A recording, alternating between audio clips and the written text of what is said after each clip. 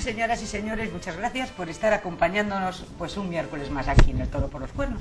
Y este toro hoy lo voy a brindar, pero además con verdaderas ganas.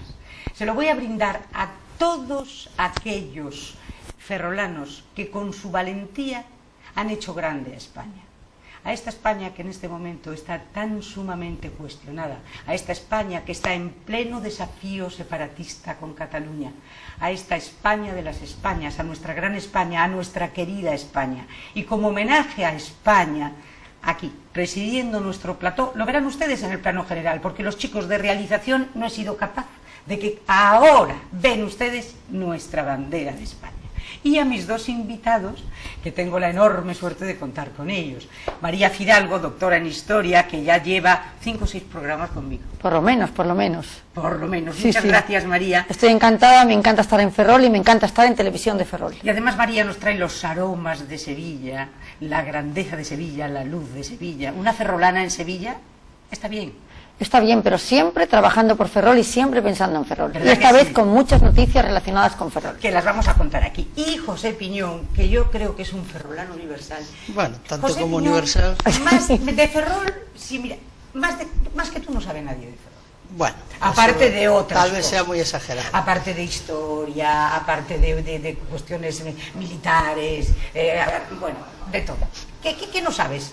De Semana Santa, o sea, de Ferrol. Bueno, mi padre decía, aprendiz de mucho, maestro de nada. Y tal vez tuviera razón. Bueno, no, pero bueno, aprendí de mucho. Bueno, y aquí vamos a empezar con dos cosas que yo les hablaba antes de los valientes héroes ferrolanos. El último lo hemos tenido hace muy poco. Se llama Ignacio Echeverría. Es el héroe del monopatín. El héroe del monopatín, que se reivindicó que precisamente era de Ferrol gracias a esta señora que tengo yo a mi izquierda, porque después de un fenomenal artículo pusiste en solfa qué pasó, María, con nuestro último héroe, este chico tan fantástico, que se juega la vida por ayudar a la gente. Bueno, yo la verdad estaba un poco sensibilizada con los héroes ferrolanos porque acababa de escribir un artículo que ya hablaremos después del tal vez el primer héroe ferrolano. Entonces, este chico, cuando supimos además que era de Ferrol, su hazaña me llegó más que si fuera de Albacete, lo siento, pero es así. Soy ferrolana y todo lo que sea gallego y especialmente ferrolano, pues estoy mucho más cercana. Entonces yo estaba pendiente de ver qué es lo que se hacía en Ferrol y yo vi que murió, por fin se encontró porque estuvo unos días perdido. Sí. Y vi que Ferrol no hacía nada. Yo esperé un día, esperé el día siguiente, digo, pero qué cosa más rara. Entonces llamé directamente al ayuntamiento a preguntar qué es lo que había pasado. Y entonces me dice la jefa de prensa, que me atendió muy correctamente, tengo que decir, que bueno, que en realidad el chico era ferrolano por accidente, que la madre prácticamente como si le hubieran puesto una pistola en la cabeza para venir a Ferrol, que no tenía más remedio porque estaba en Aspontes y que no querían quitarle protagonismo a Aspontes. Entonces, pues que en Ferrol no pensaban hacerle nada. Y que bueno, que ya se reuniría la junta de portavoces y que ya decidirían algo. El caso que eso creo que era jueves, el viernes esperé, ni convocaron a la junta de portavoces y lo último que sé es que le dicen a los portavoces que el que quiera irse a Aspontes, que se vaya a la manifestación. Anda. Entonces yo llamé a la chica y le dije, bueno, a la jefa de prensa le dije yo, mira, que sepas que yo voy a escribir, además yo se lo dije, que Ferrol se niega al homenaje. Y me dice la jefa de prensa, ¿me estás chantajeando? Digo, no, te estoy avisando de que yo voy a escribir esto.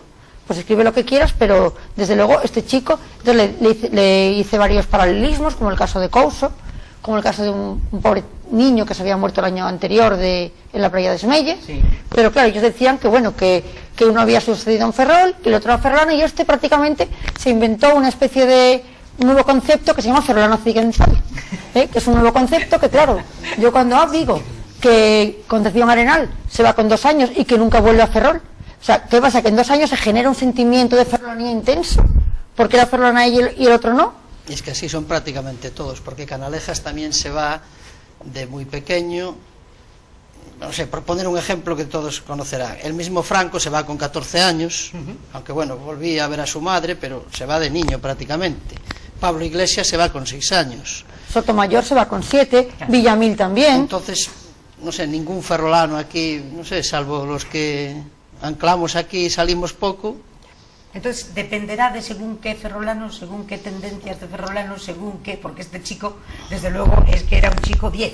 Yo sinceramente creo que este chico no convenía, no les gustaba, no era del perfil, si fuera otro tipo de chico tal vez, pero un chico conservador, religioso y además en un atentado islámico, yo creo que no convenía. Además, ten en cuenta que este partido que está en el gobierno, en la órbita de, aunque no sea de Podemos se negó a firmar el pacto antiyihadista. O sea que yo creo que si hubiera sido, le hubieran matado a otros a lo mejor tal vez, pero sinceramente creo que no convenía. Y así lo denuncié en la prensa y claro, fue tan sorprendente que es que le hicieron homenajes hasta en el barrio donde vivía su abuelo paterno, donde veraneaba. Porque veraneaba en Las Rozas, porque bueno, lógicamente vivía en Las Rozas, en Aspontes porque vivió allí de pequeño, en Sevilla se hizo un minuto de silencio en el partido del Sevilla, que nunca tenía nada que ver con Sevilla, pero lo hicieron, claro. En el pueblo de sus abuelos también se hizo un homenaje, pues aquí. ¿Y aquí qué homenaje se hizo? Hombre, aquí se hizo uno a remolque, bueno, el que se hizo un homenaje del pueblo, pues porque ya cansados de que institucionalmente no se hacía nada, pues entonces se hizo una misa y después hizo una concentración en el cantón al lado del parque. Pero de carácter particular. Completamente particular. Una misa en las Angustias, en el santuario de las Angustias. Precisamente a las 12 de la mañana, absolutamente particular. Sí. O sea, nadie. ¿Cómo actuó el PP? A ver, yo desde luego antes de escribir hablé con ellos, les dije, bueno, ¿qué vais a hacer? Y la verdad tengo que decir que la chica casi me repitió lo mismo que la jefa de prensa. Es que en realidad el chico nació aquí de casualidad. O sea, prácticamente tengo que decir que se respondieron casi igual que los otros. Y dijeron, bueno, nosotros vamos a pedir una calle. Es lo único que me dijo, vamos a pedir una calle. El caso que yo creo que también la concentración de Ferrol Independiente fue un poco porque a raíz de mi artículo que salió en la prensa sevillana y en la prensa internacional, muchos copiaron descaradamente mi artículo, que no me importa nada, pero bueno, algunos citándome y otros no, y ya automáticamente era Ferrol niega el homenaje. Yo creo que mucha gente cuando dice, ¿cómo que Ferrol? No es Ferrol, es la corporación. Entonces, pues nada, yo creo que fue de ahí un poco salió la cosa independiente de lo cual me enorgullezco muchísimo. Y yo tuve unas críticas feroces, estuve toda la semana bombardeada con todo tipo de mensajes insultantes, pero bueno, yo creo que cuando hay que hacerlo, hay que hacerlo. Además me decían que yo sacaba rendimiento político, no sé qué rendimiento político va a sacar yo, pero bueno, que yo jamás he escrito una palabra en contra del alcalde, cuando tengo muchísimas diferencias ideológicas, muchísimas, que yo podría escribir de todo, y jamás he escrito ni una línea, o sea que esto era porque me superó. Este fue nuestro último héroe, el último héroe ferrolano. Hay otros gran valientes de los que vamos a hablar, pero antes no me quiero dejar en el tintero un tema que a mí me ha indignado, pero me ha indignado soberanamente esta semana, y ha sido precisamente el Día del Carmen. Me ha parecido una vergüenza, y aquí desde luego vosotros me dais vuestra opinión, y aquí directamente lo digo y lo denuncio, y mi queja total a la televisión gallega, que precisamente el Día del Carmen, lo más importante que hubo en Galicia, que fue la entrega de despachos en la Escuela Naval Militar, presidida por Su Majestad el Rey, que además, donde está el rey, señores, está la presidencia, pues fíjense ustedes, resulta, la televisión española hace ya mucho tiempo que no retransmite con Marín, de mucho tiempo, y lo dejó relegado a la televisión gallega. Bueno, pues este año ni la televisión gallega.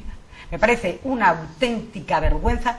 Creo que en este momento tienen que empezar a tomar nota, señores de la tele gallega, señores del PP que gobiernan en Galicia, dejen de jugar con fuego. ¿Qué os ha parecido a vosotros el tema de la no?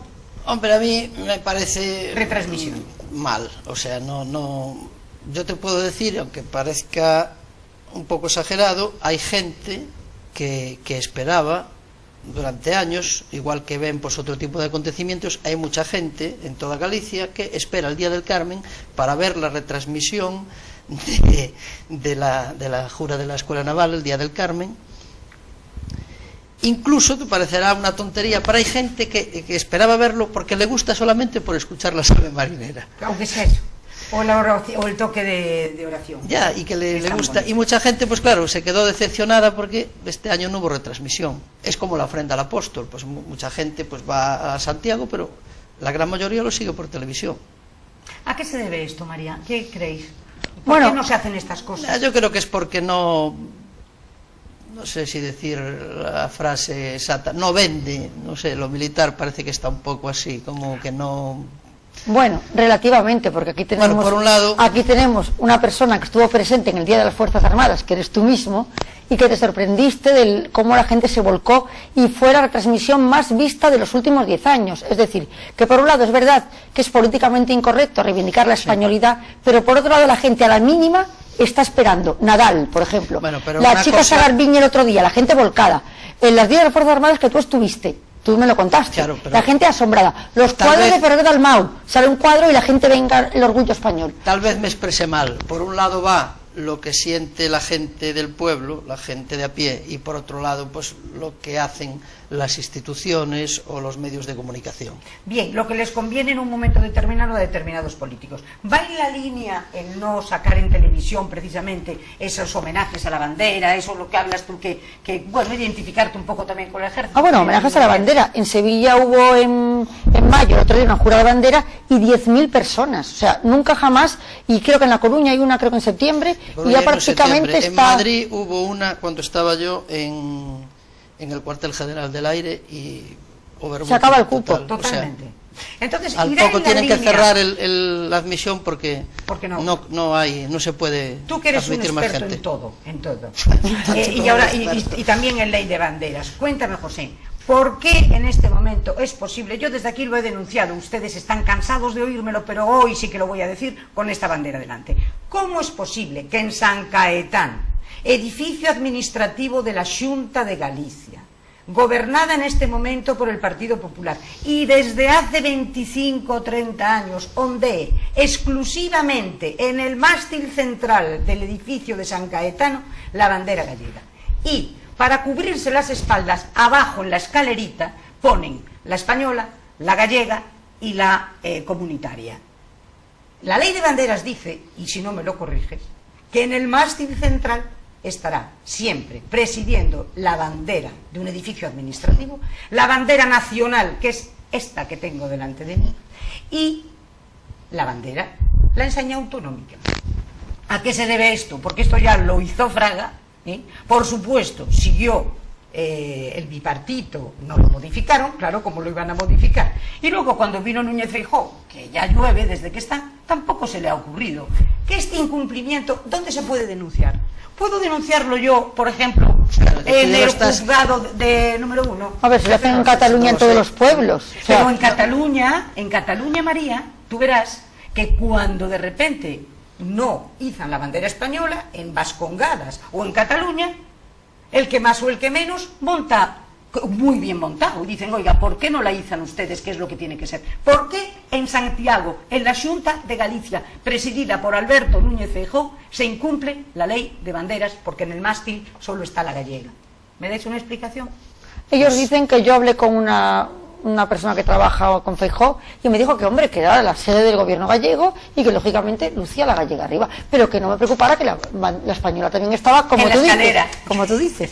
Yo le pregunté directamente, es una chica ferrolana que trabaja con Feijóo. Estupendo, todos a una, botón de ancla y bien acomplejaditos todos, que así nos luce y así nos van las cosas. Bueno, además el PP gallego es un PP, aunque cueste oírlo, es bastante nacionalista. ¿Tú crees? Es una derecha bastante nacionalista. Desde fuera se ve. Sí. Es una derecha nacionalista, sí, completamente. ¿Tú la ves? Completamente, no hay más que ver en los incumplimientos que hay con el bilingüismo. Y la ley del bilingüismo, que es tremenda. O sea, yo lo sufro en mis carnes cuando yo publico y a mí me obligan en gallego sí o sí. O sea, si publico 10 cosas al año en revistas especializadas, en 9 me obligan a que sea en gallego. Me dicen, no te preocupes, te lo traducimos nosotros. Pero dije, yo quiero que vaya en castellano. Y a veces me dicen, no, es que si va en castellano no tenemos subvención.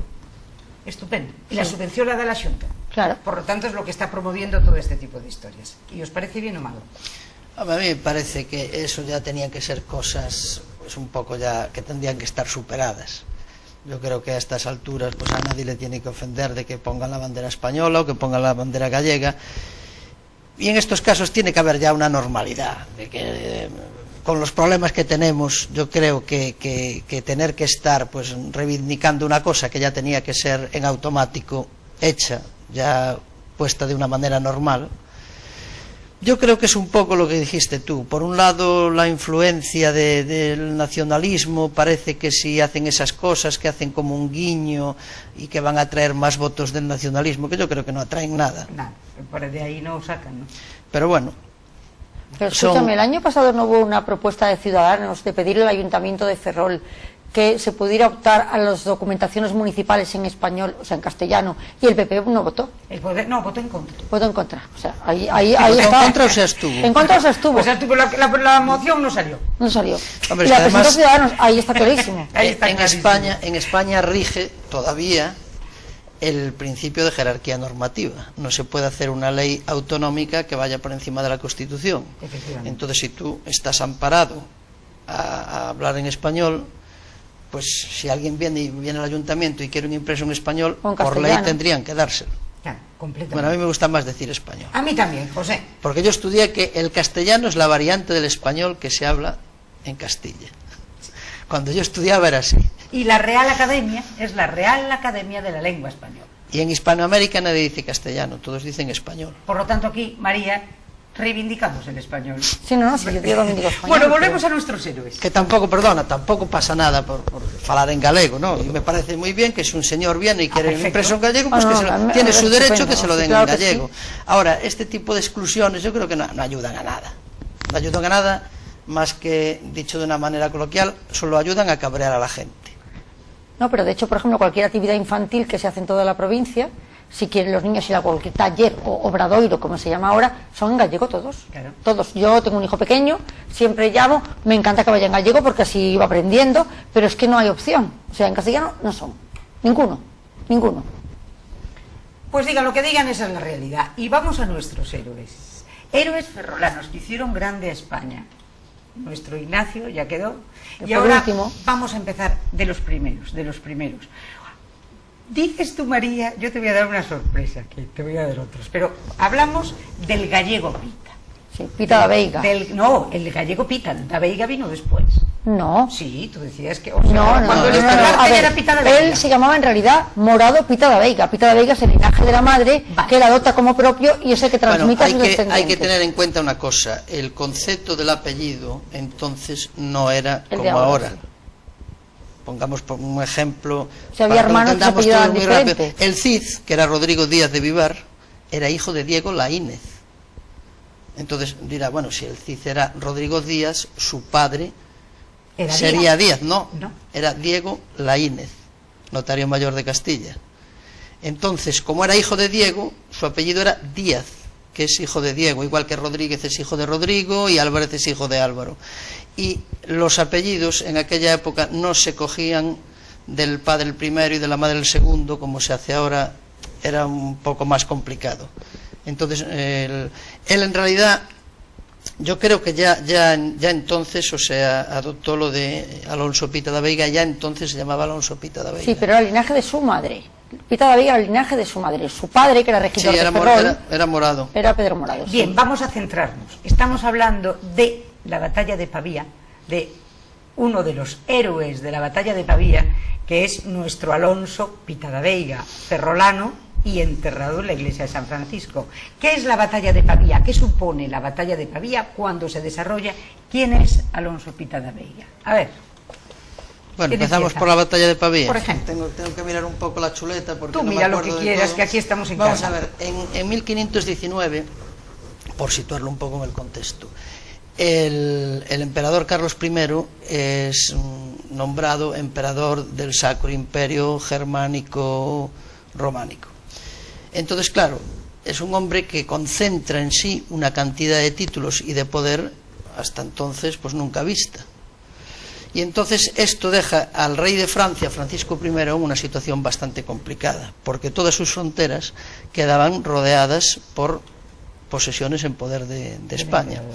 Francisco I, además, había querido optar al título de emperador. Y entonces, ante esa situación, digamos, geopolítica complicada para él, toma la iniciativa y empieza una guerra con España. Y entonces invade y toma, entra con tengo aquí apuntado, permíteme que mire porque no me acuerdo de todo. Vamos a ver, entra con, pues no sé dónde lo tengo.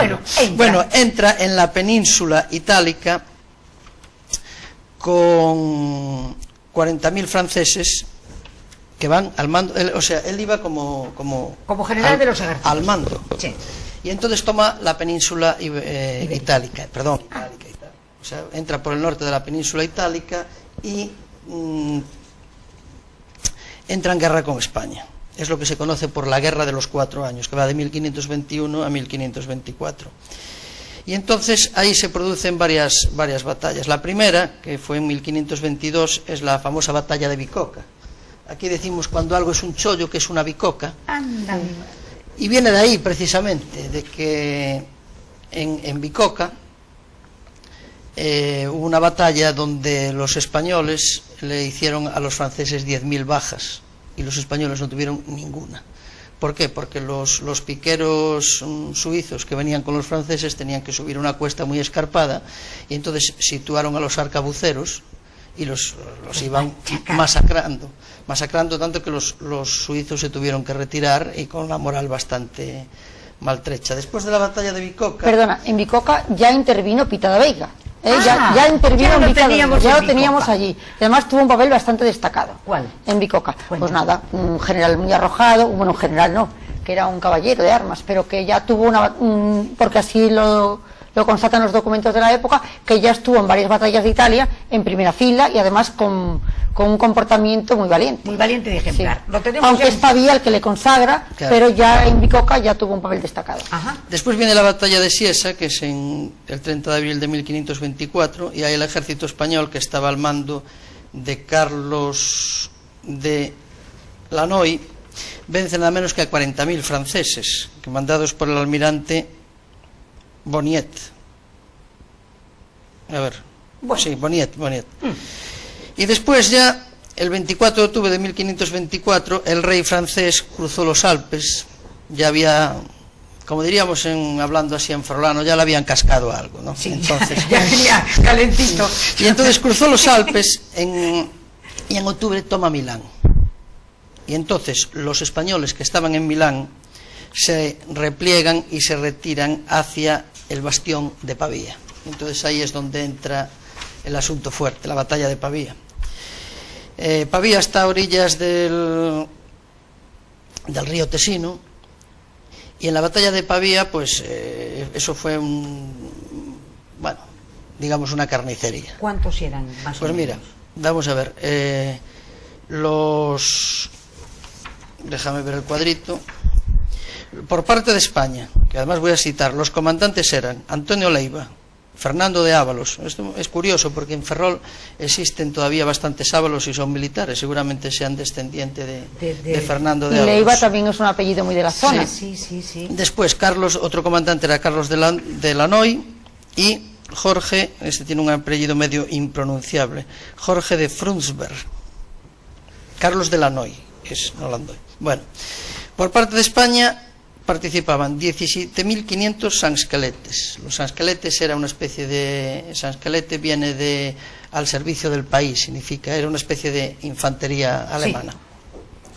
Después iban 2.000 arcabuceros, 6.000 infantes españoles, 3.000 infantes italianos y 2.330 jinetes. O sea que hacen un total de 30.830 soldados y, importante, 17 cañones. Mandaba las fuerzas francesas pues el propio Francisco I, rey de Francia, y tenían 3.600 soldados y, también dato importante a señalar, tenían 53 cañones y tenían una artillería brutal. O sea, la artillería ahí jugó un papel muy importante porque en el sitio pues masacró bastante a las tropas españolas. O sea, en lo que era artillería, una ciudad sitiada rodeada de cañones, pues eso era brutal. Y entonces volvemos otra vez a lo de la batalla de Pavía, una vez hecho el balance de tropas. Sabiendo quiénes Sí. se jugaban con quiénes. Vamos a ver, los franceses asedian Pavía, como dije antes, y entonces por efecto de la artillería pues van masacrando un poco la ciudad. Se da también la circunstancia que al estar sitiada empieza a escasear el pan, Sí. empieza a escasear Todo. el agua, y eso, claro, por mucha moral que haya en un ejército, si no tiene para comer y no tiene para beber, Mal asunto. hay que ser muy estoico para seguir resistiendo. De todas formas, consiguen que vengan unos refuerzos de Alemania, pero eso sucede 3 meses después. ¿Qué es lo que pasa? Que como están sitiados y están en guerra, pues tampoco hay dinero para pagarles, y entonces parece ser que hay temor a que se amotinen y se rindan y rindan la plaza. Que Y además, entonces- me perdonas un segundo, Sí. en todas estas épocas, todos los ejércitos eran mercenarios. Bueno, no Cuidado, todos, no todos, normalmente, no todos. era el mejor postor, era el que pagaba, y venía gente de todo tipo. Había algunas tropas que sí eran mercenarias, pero bueno, aquí también estaban los tercios, Sí. que no eran precisamente mercenarios, eran, digamos, gente muy entregada a la causa. Y entonces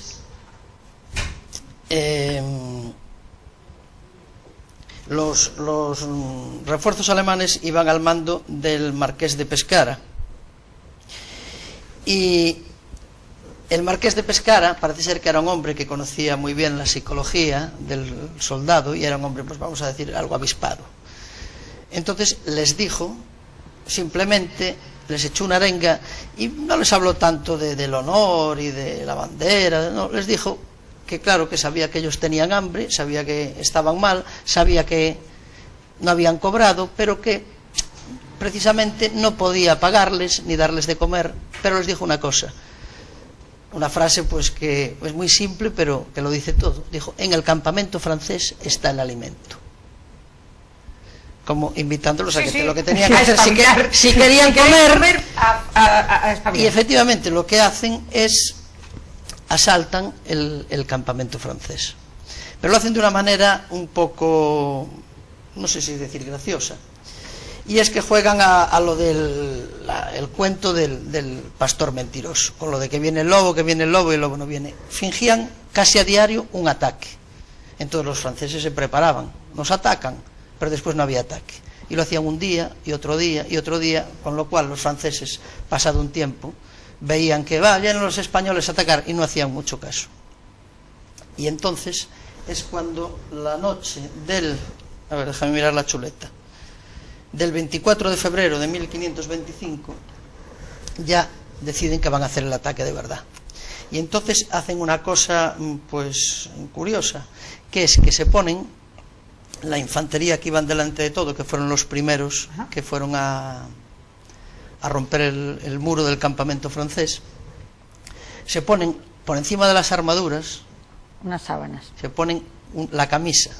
Entonces se denominan los encamisados, son los descamisados, como dicen ahora, los encamisados, para distinguirse en la oscuridad, porque además ahí van a hacer una sangría, y claro, es fácil que en el fragor de la batalla hay que tener en cuenta que el uniforme como tal no llega hasta el siglo XVII. Hasta entonces los ejércitos pues llevaban lo que se llamaba atributos, pues atributo de general, atributo de capitán, había bastones de mando de comandante, había bastón de mando incluso de cabo. Y claro, se distinguían entre sí, era otro concepto de la guerra, solían ir más agrupados, pero claro, cuando van ya a zurrarse allí, a matarse, se podían confundir unos con otros más de noche. Entonces se ponen la camisa blanca por encima de la armadura, y entonces entran con la idea de provocar una brecha en el campamento francés, y unas horas después, en vez de una brecha, consiguen hacer 3, y entonces ya entran pues los piqueros, los arcabuceros. Por cierto, los arcabuceros saquearon aparte de hacer su función militar, que la hicieron muy bien, los arcabuceros iban al mando de Ábalos. aparte de su función militar, pues claro, se conoce que entre que tenían hambre y que les venía bien, pues de paso que tomaron la fortaleza la saquearon. Se supone que para comer y para hacer algo de bolsa. Algo de pecunio. Y entonces es cuando los franceses tratan de hacer como un contraataque, pero ya es demasiado tarde. Y entonces ya se baten un poco a la desesperada. Entonces ahí ya entra la lucha cuerpo a cuerpo. Según dicen las crónicas, fue una verdadera carnicería, porque ya el ejército francés ya estaba bastante diezmado. Y entonces el propio Francisco I, que iba en su caballo, estaba rodeado de una escolta que ya luchaban cuerpo a cuerpo contra los españoles. Pero ahí es donde resulta que Francisco I cae del caballo, y cuando se intenta levantar, pues es apresado por tres soldados.